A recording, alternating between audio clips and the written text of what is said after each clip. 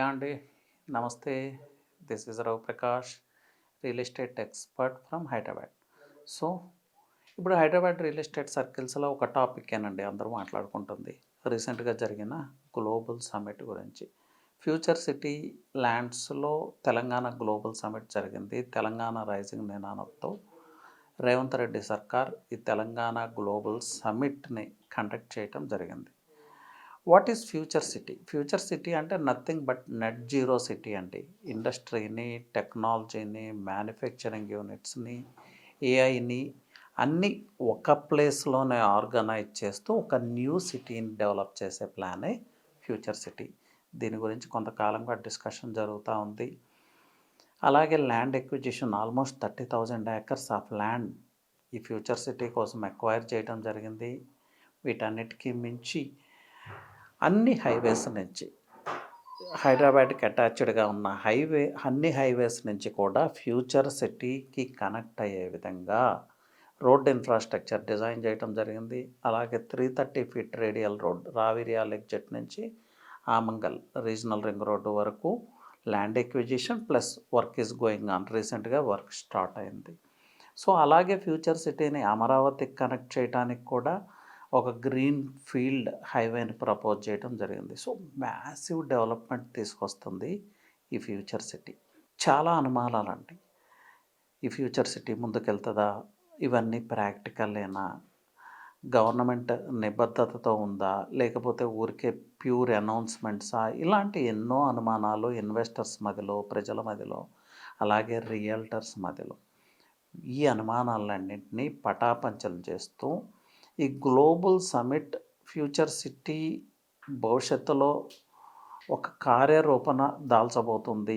ఇది నిజమే, future city is possible అనే ఒక మెసేజ్ని అయితే ఇవ్వగలిగింది ఈ Telangana global summit. Almost 1000+ delegates, local and international delegates attend అయ్యారు ఈ గ్లోబల్ సమ్మిట్. ఈ గ్లోబల్ సమ్మిట్ని చాలా ప్రెస్టీజియస్గా కండక్ట్ చేసింది తెలంగాణ గవర్నమెంట్.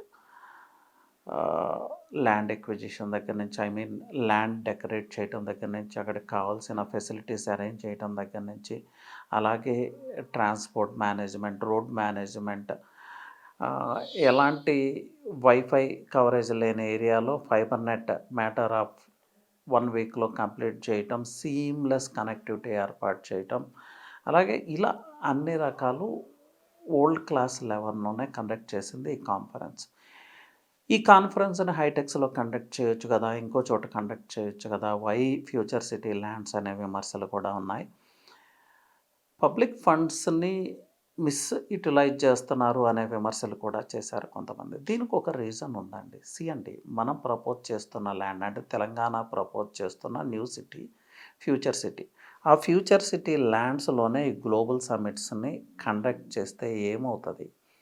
వచ్చిన గ్లోబల్ విజిటర్స్కి, ఇన్వెస్టర్స్కి అందరికీ కూడా అక్కడున్న కండిషన్స్ ఏంటి, అక్కడున్న రిసోర్సెస్ ఏంటి, ప్రజెంట్ ఎలా ఉంది, ఫ్యూచర్లో ఎలా ఉండబోతుంది అనేది వాళ్ళు స్వయంగా చూసే ఒక అవకాశం. అలాగే కనెక్టివిటీ ఎలా ఉంది, ఎయిర్పోర్ట్ నుంచి కనెక్టివిటీ ఎలా ఉంది, కోర్ సిటీ నుంచి కనెక్టివిటీ ఎలా ఉంది, హైవేస్, ఔటర్ రింగ్ రోడ్, ఇవన్నీ కూడా తెలుస్తాయి. రాబోతున్న ప్లానెడ్ రీజనల్ రింగ్ రోడ్ గురించి కూడా ఇన్ఫర్మేషన్ ఉంటుంది. దీనికోసం అక్కడ కండక్ట్ చేసి ఉండొచ్చు. అలాగే ఇలాంటి సమ్మిట్ జరిగినప్పుడు ఓల్డ్ మీడియా అంతా కూడా అక్కడ ఫోకస్ పెడుతుంది.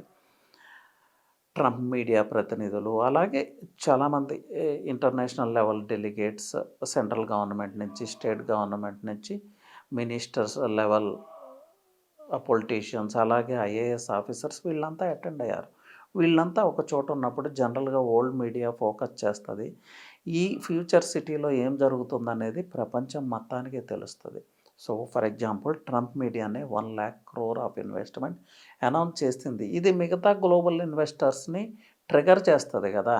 అలాగే గ్లోబల్ సిటీని బిలీవ్ చేయొచ్చు అనే ఒక మెసేజ్ వరల్డ్ అంతా స్ప్రెడ్ అవుతుంది. దానికోసమే చాలా స్ట్రాటజిక్గా ఆ లొకేషన్ని సెలెక్ట్ చేసుకుంది రేవంత్ సర్కార్. ఇది పవర్ మూవ్ అని చెప్పొచ్చు.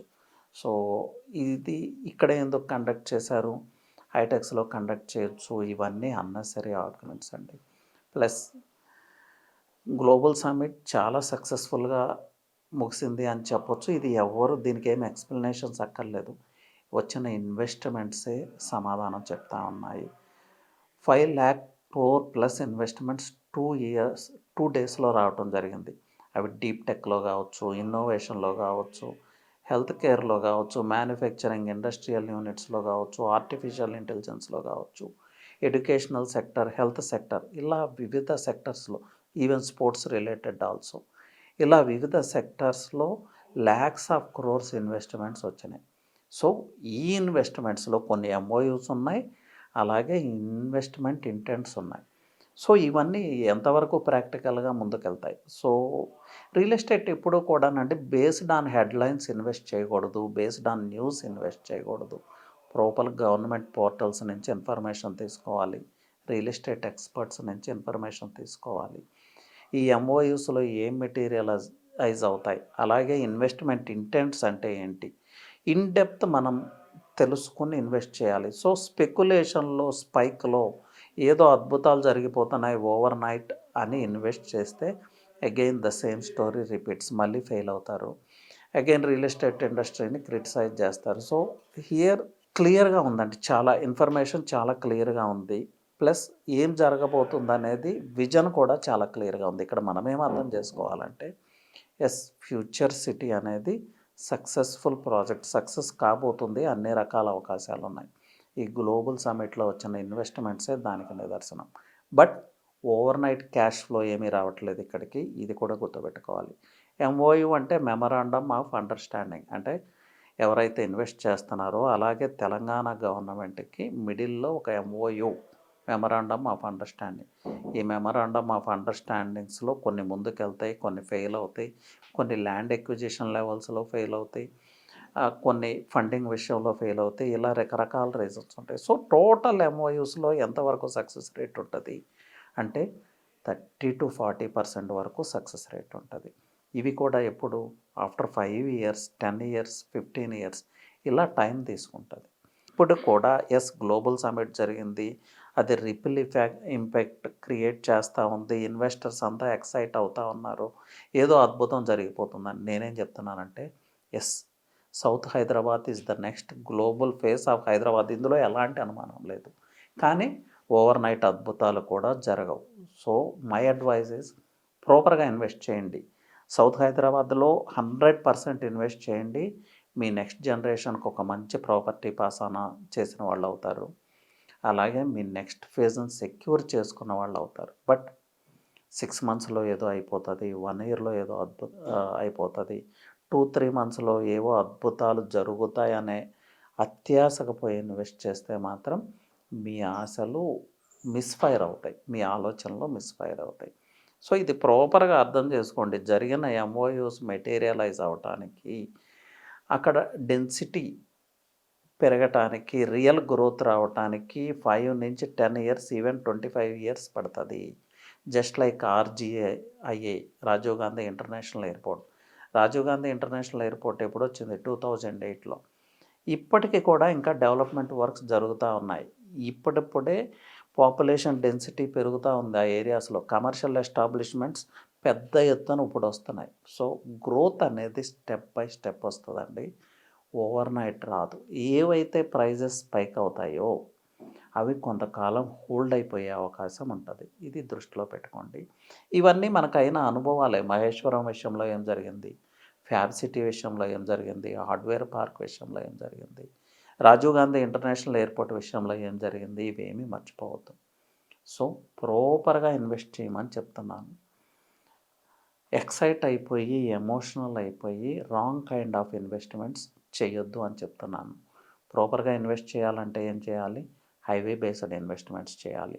లేకపోతే planned highways, ORR based investments, regional ring road based investments, లేకపోతే ఫ్యాబ్ సిటీ ఉంది, fab city based investment, hardware park based investments, న్యూగా వస్తున్న radial road 330 feet road based investments, అలాగే సాగర్ హైవేని శ్రీశైలం హైవేని కనెక్ట్ చేస్తున్న 200 ఫీట్ హైవే. ఈ 200 ఫీట్ హైవే బేస్డ్ ఇన్వెస్ట్మెంట్స్. అలాగే జోన్స్ చెక్ చేసుకోవాలి. ఎక్కడ జోన్స్ ఉన్నాయి, రెసిడెన్షియల్ జోన్స్ ఉన్నాయి, జోన్ బేస్డ్ ఇన్వెస్ట్మెంట్స్. అలాగే ప్రీమియం ప్రాజెక్ట్స్ ఎక్కడ వస్తూ ఉన్నాయి, కొత్తూరు ప్రాంతంలో 3-4 ఇంటిగ్రేటెడ్ టౌన్షిప్స్ వస్తూ ఉన్నాయి.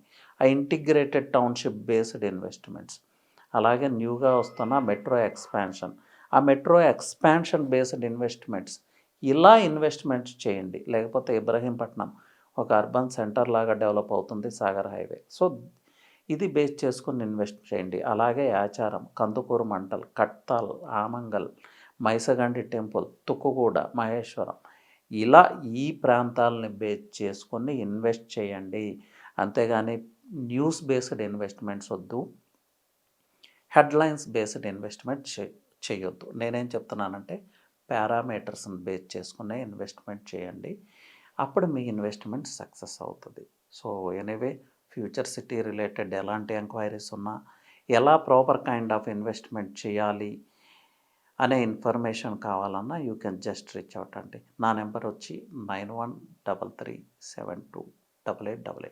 Thank you.